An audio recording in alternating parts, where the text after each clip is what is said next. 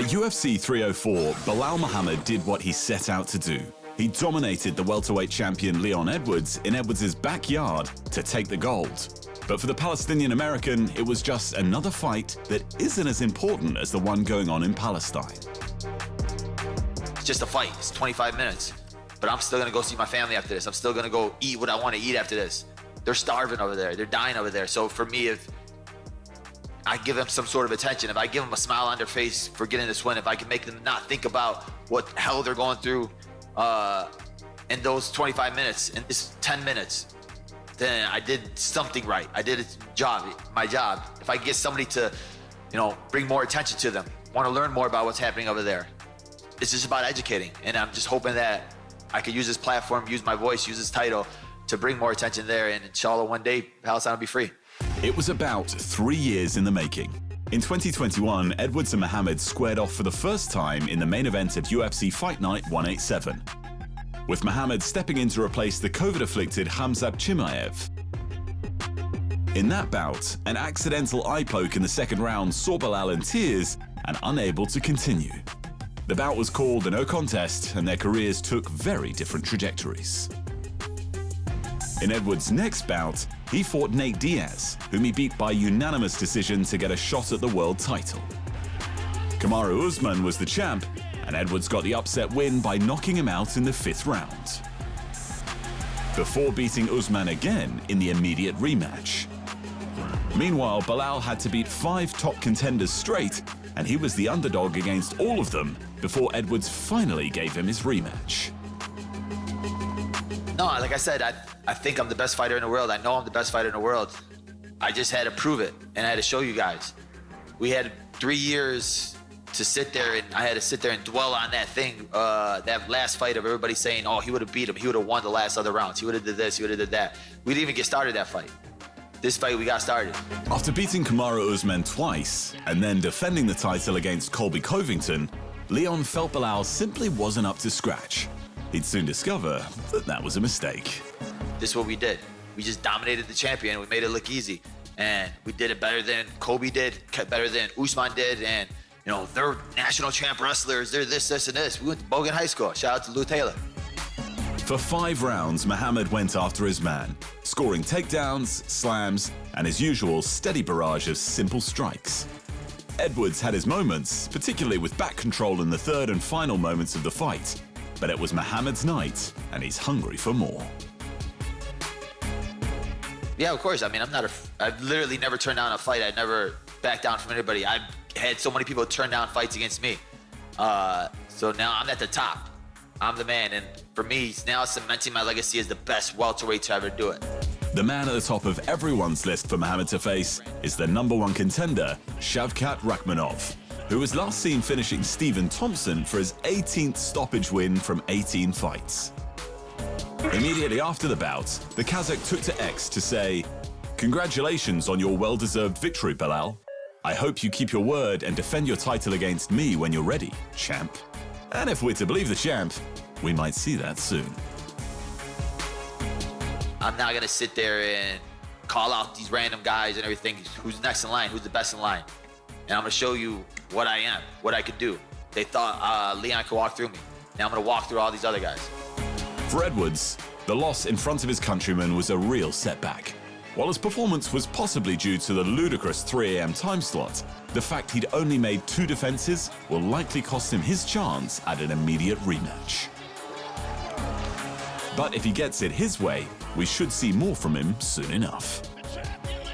My body just felt tired from round 1. All week I've been feeling just tired from the timing. But congrats to Belal, said Edwards after the bout. I would like to get one more fight this year, so whenever, November or December, I'm ready to go. In the co-main event of UFC 304, the interim heavyweight champion Tom Aspinall finally got his revenge against Curtis Blaydes with yet another first-round knockout. Even still, the big man was not happy with his performance. The performance was a bit messy, to be honest. If I hit anybody clean, they're going over. That's what's going on these days.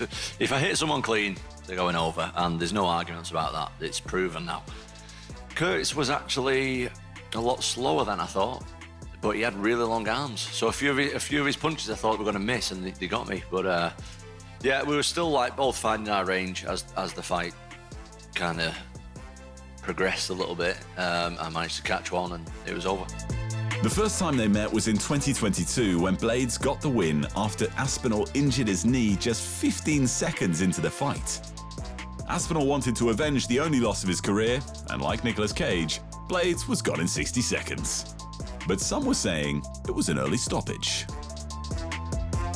What kind of idiot is saying that? Like, I dropped him with a 1-2. He's face down on the canvas.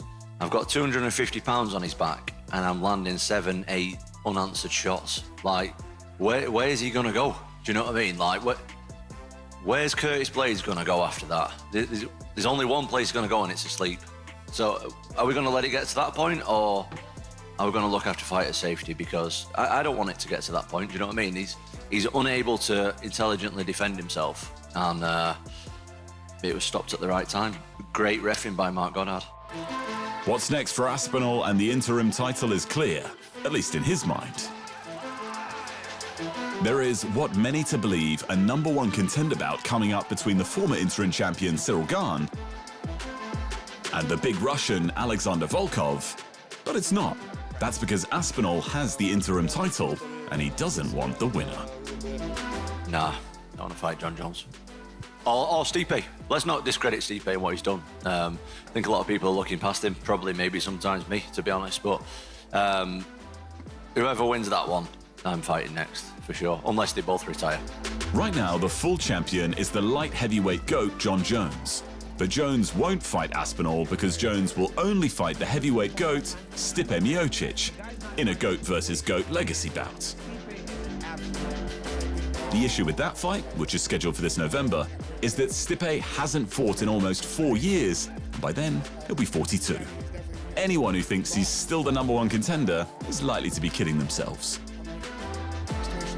If only because the #1 contender is clearly Aspinall, who has the interim belt to prove it. But Jones still won't fight him, which has led many to suspect some bad blood brewing between the two champions.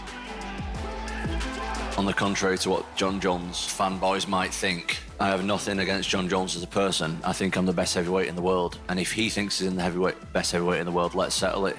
The night wasn't a complete success for everyone, though. UFC CEO Dana White was thoroughly unimpressed with how many fights went to decisions, especially after he increased the performance bonuses from $50,000 to $100,000. I'm not doing this again, ever. Ever. Today was the last day that I'm doing that, he said of the spontaneous bonus rise. 7 straight f***ing decisions. Yeah, the $100,000 was a real big woohoo. Let's get it, boys. That never again. No one benefited more from the increased bonuses and all the decisions than Paddy Pimblett. Becoming the first man to submit King Green earned Paddy the Baddy not $1, but $200,000. Aspinall and Mick Parkin took home $100,000 each for the only knockouts on the card. PFL 7 marks the beginning of the 2024 season semi-finals, and it's the heavy and women's flyweights going to war. In the main and co-main events, the #1 seeds Denis Goltsov and Dakota Ditcheva take on Timothy Johnson and Jenna Bishop for the championship spots at the finale. At UFC on ABC 7, a bantamweight title eliminator between Corey Sandhagen and Umar Nurmagomedov is scheduled to headline. It's a fantastic card that somehow still includes Tony Ferguson, who is on a 7-fight losing streak. He faces Michael Chiesa, who hasn't won since 2021. At ONE Fight Night 24, former strawweight king Jared Brooks will take on the Cuban Olympic wrestler Gustavo Ballard for the interim title. In the co-main, women's atomweight grappling world champion Danielle Kelly makes her first defense against Maisa Bastos. Thanks for watching, and remember, if you want more fight sports in your life, just hit the subscribe button.